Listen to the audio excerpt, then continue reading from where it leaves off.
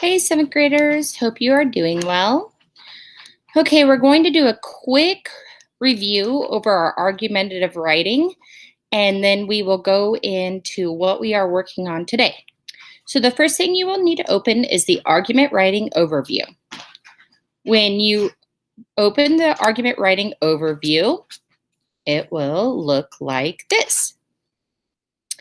And so we'll go into our review.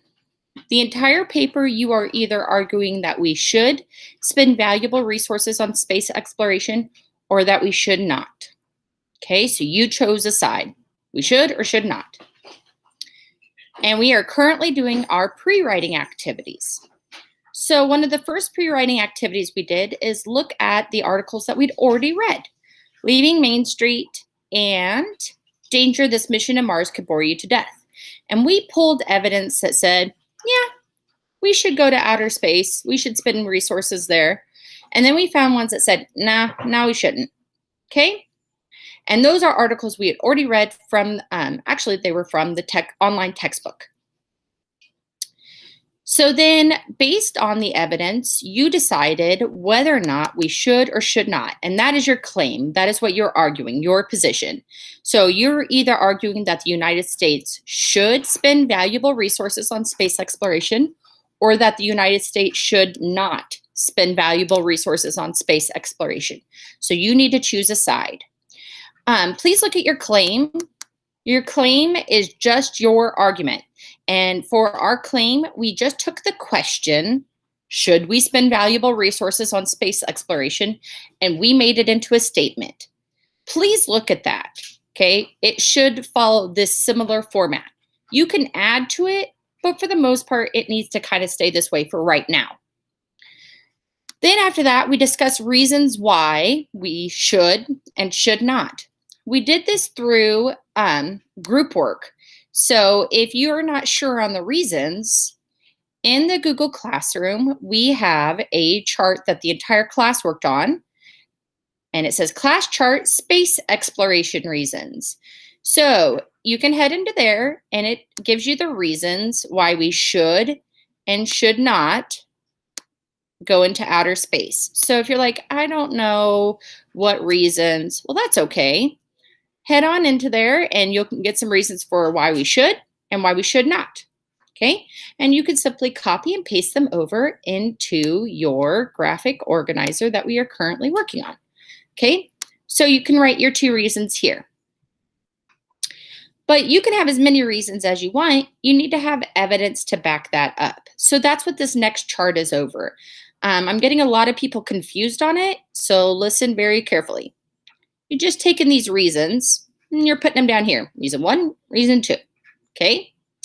Then you're going to find evidence that backs those reasons up. Now, if you can't find evidence to back up your reason, you might want to change your reason. Okay? And then, of course, you need to get the title of your evidence and the quality of it. Now, again, if you're still confused on what this should look like, no worries. Again, we did it in our Google Classroom. So if you don't know what to write there, we did some group charts for space exploration and against space exploration. So now this is 6 hours. 4th hours, yours is similarly titled. It'll say for exploration, space exploration, whole class work, and against space exploration, whole class work. So you can head into there and find some examples or find some to help you. And if you find some ones that you really like, you can copy and paste those over. So if you like one of these, copy and paste it over, okay, into your chart. All right, then we did number 6, the counterclaim. And again, the counterclaim is just the opposite of whatever you're claiming. So if you think we should go to outer space and spend resources out there, then your counterclaim is why you should not. Okay? If you think we should not spend valuable resources on outer space, then your counterclaim is that we should. Now, again, if you're very confused on answering what another reader might say, that the reason, the evidence, however, That's okay. Again, if you go into those same group charts, we added number 6 at the bottom, and we've been working on it. And so you can use these ideas to help you figure out what to write. Okay? So go in there, figure out some of them, and you can copy and paste the ones you agree with, or you can create your own. These are just ways to help you out. All right, so that was the review on what you should have done for the pre-write.